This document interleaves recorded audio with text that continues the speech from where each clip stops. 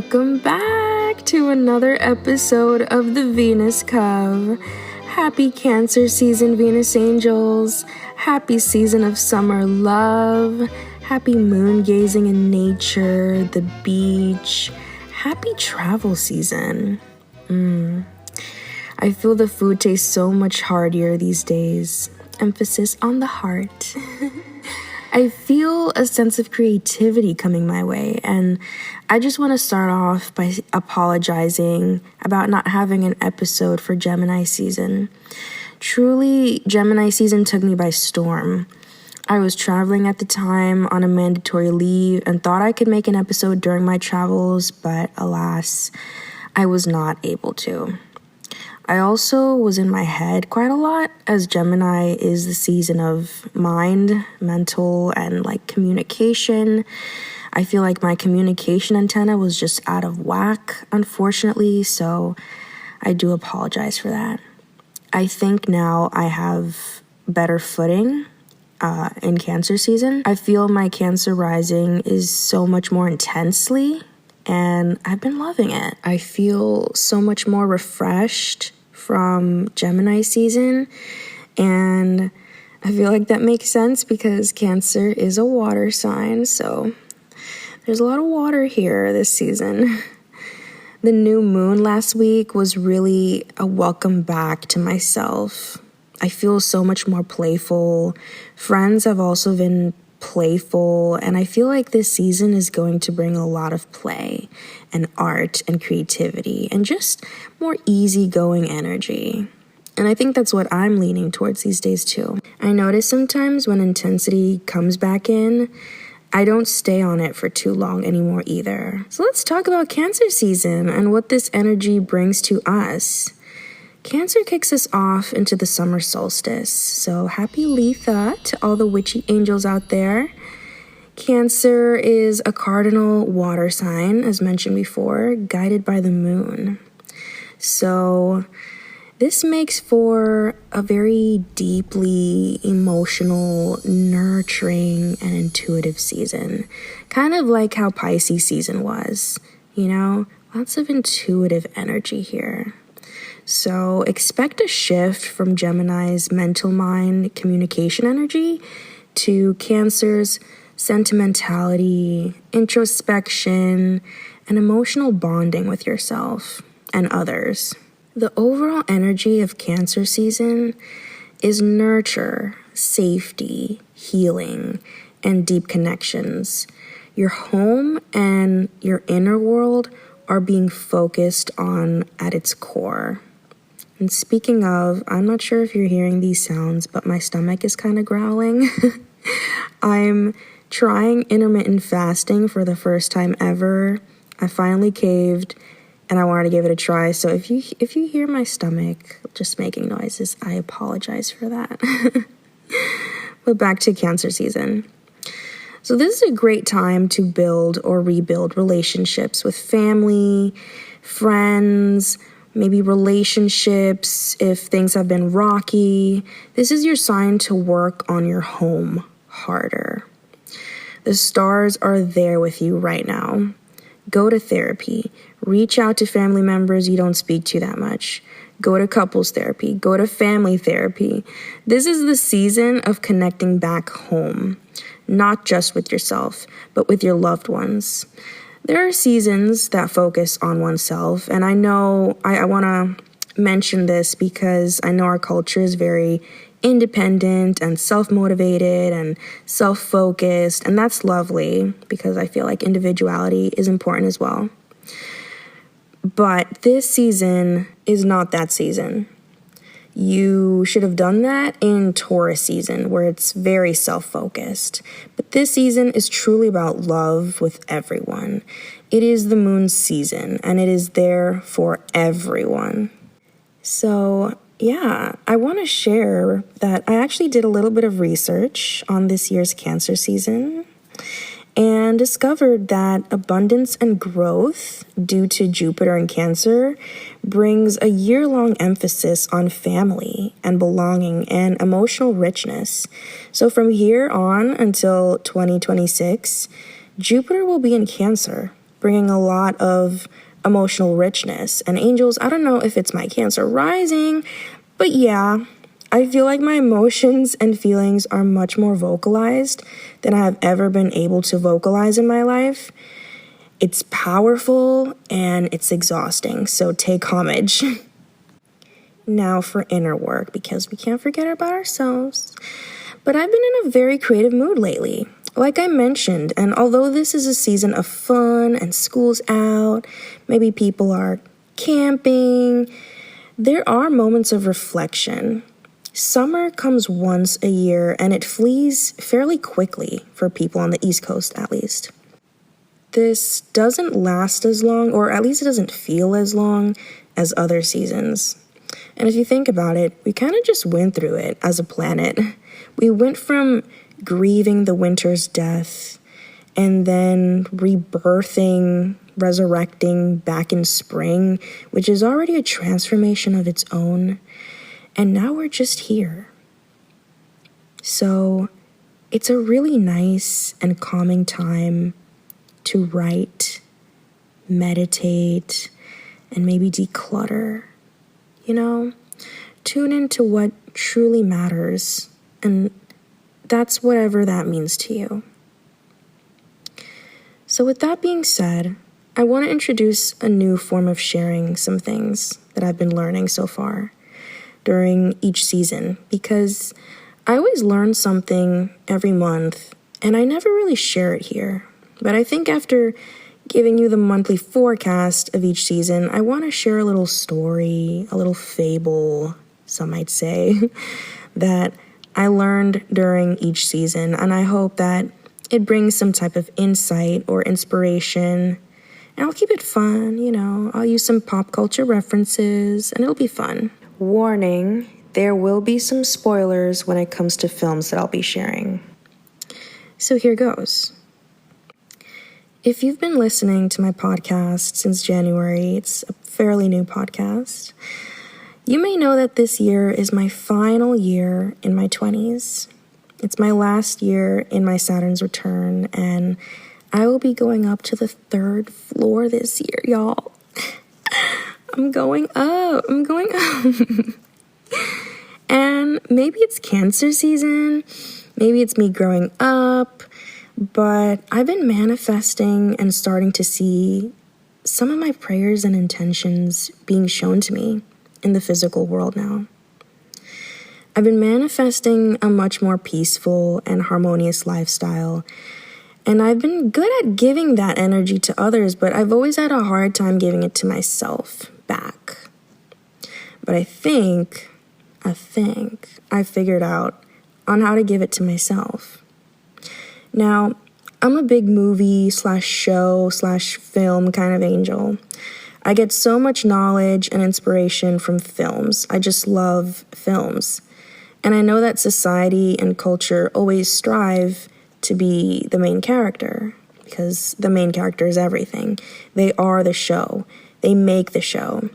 Without the main character, there is no plot. There is no action. There is no adventure. And I think my whole younger life, my 20s and my teens, I've definitely had main character energy. Everyone close to me has told me my trials and tribulations have made everyone see me as someone who's always going through something, and they all live vicariously through me, blah-dee-da. And it makes sense, because when you're younger, you are in a time of discovering yourself, finding yourself. So it makes sense that most people go through this main character energy when they're younger. I hope that makes sense. However, as I was on my hot girl walk the other day, I had an epiphany. And it occurred to me that the main character goes through a lot.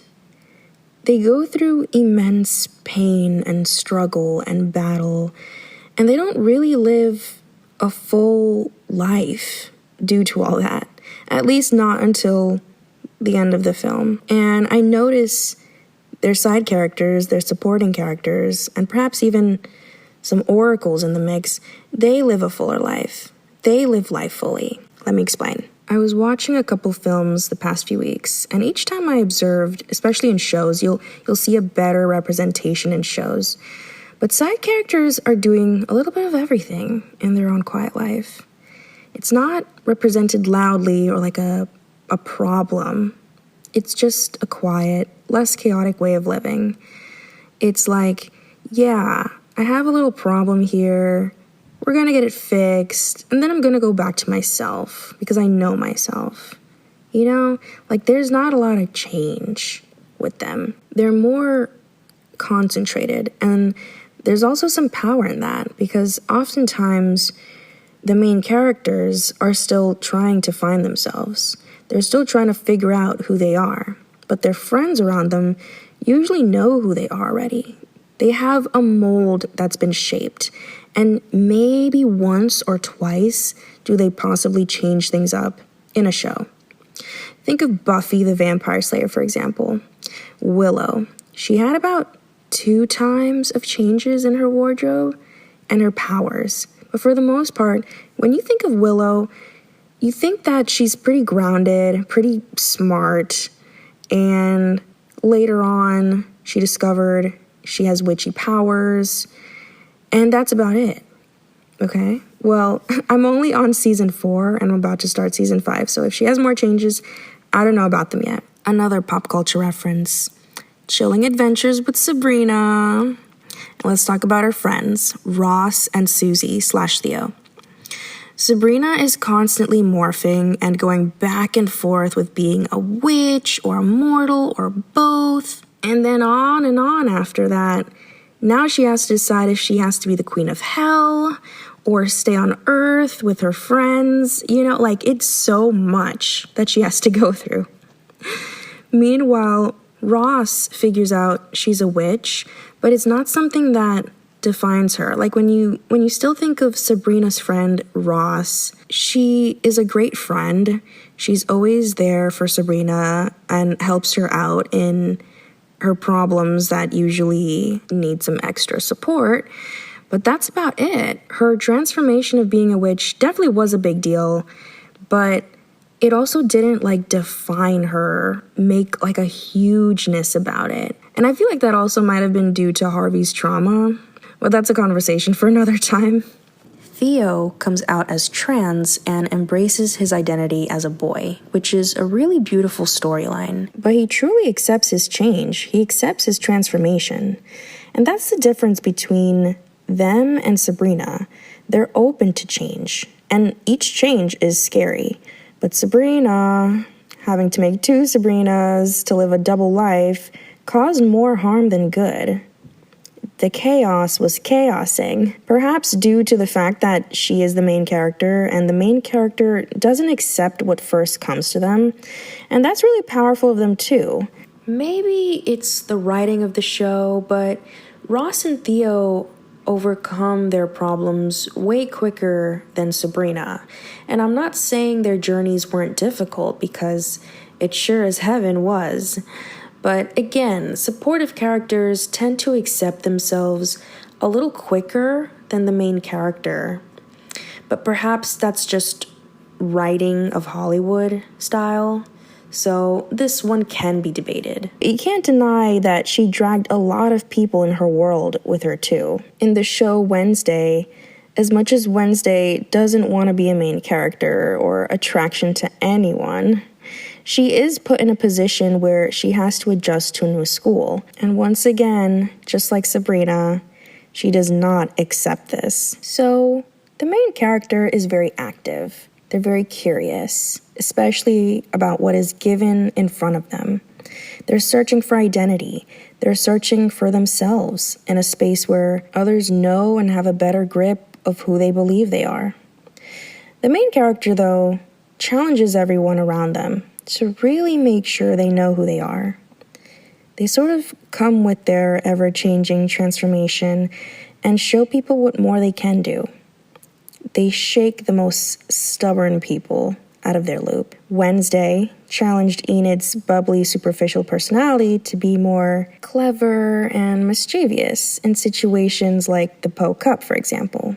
And then there's the Oracle, like Gandalf or Luna Lovegood from Harry Potter, who you do not shake. It's nearly impossible because they've been through their own transformation many millennia ago, that they know their entirety of who they are. They sort of provide wisdom to the main character and their friends. They kind of tuck themselves away and show up when most needed. Very last resort with peculiar yet somehow correct answers. And that's Ambrose from Sabrina's cousin. May Chance rest in peace. And that's Giles from Buffy. You know what? I thought about it, and I want to change my opinion on this. I think there are a few moments where you can shake up and even shock the Oracle trope. The main character surprises them by some sort of way in their wit and decision-making. That's also, I'd say, Morticia Addams from Wednesday. Only with this show, but you can challenge me on that.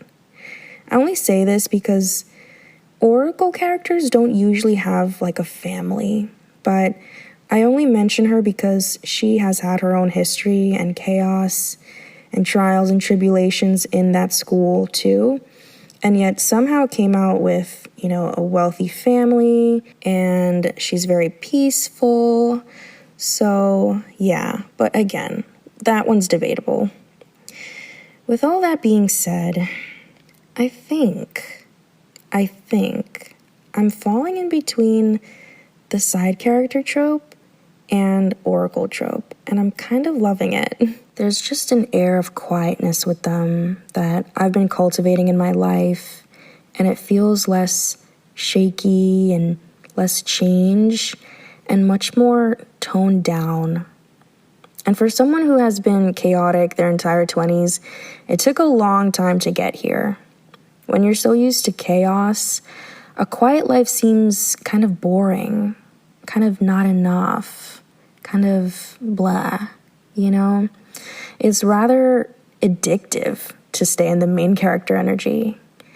I remember meeting a few quiet characters in my life, passing through in my 20s, and thought, wow, yeah, they seem very peaceful, but that looks boring. I think I was wrong. I'm coming back to this unedited, and I think I'm having yet another coming-of-age moment. But I don't think it's going to be as chaotic as it used to be. I think there's going to be more knowing than unknown paths. Like, I don't feel myself super confused and filled with chaos like I would have been as a teenager or in my early 20s. Such is a life of youth, always moving, always running, and filled with energy. I loved it, and I'm glad I ran all around the world with that energy because I was never going to get that energy back. I thought it was very fulfilling, but during this lovely Cancer season, I feel that I'm ready to lock in a supportive role / Oracle energy. It just feels so nice and grounded, like I finally made a steady shelter to lay on. I know it sounds kind of contradicting because I just said I'm having a coming-of-age main character moment, but I think it feels more subtle and not intense like a supporting character would have. I feel like I accept this change more willingly than a main character would or a teenager would. And that's what's absolutely beautiful about Cancer season. Like I said, Cancer is the only sign ruled not by a planet, but by our very moon. The moon is always there for you and everyone. The moon literally provides light in the dark. The moon is always listening to you. And I've learned so much about the moon as well. It's very feminine. And I do have a terrible time at sleeping these days. And it makes me think, maybe this is my time to stay up, actually. I love how the saying goes, men worship the sun, women worship the moon. They dance with it, and it just feels nice being a girl right now. It's just lovely. I look forward to dancing in the beach under the moonlight. So yes, moon babies, Cancer season is soft, it's lovely, full of playfulness, and it always has your back. And in the topic of peace, I have been harnessing and honing my creative arts more on YouTube and Spotify going forward. So that is where you can find me. I think I'm going to be saying farewell to short form content. I just don't think it's genuine for me, and it's too much to keep up, and I feel like I'm losing my artistic eye just pumping out videos in the same format. So podcasting and possibly long form YouTube videos will be my main form of content creating at this time. I think my attention span will get a little better now too, so that's something to look forward to. And I believe that is all I have for you today, angels. Happy summer. Thank you so much for listening. I hope we all get to meet back next month at the Cove for Leo season. But until that time, my name is Johanna, also go by August here at the Cove, and this is Venus Cove, signing off. Until next time, Venus Angels.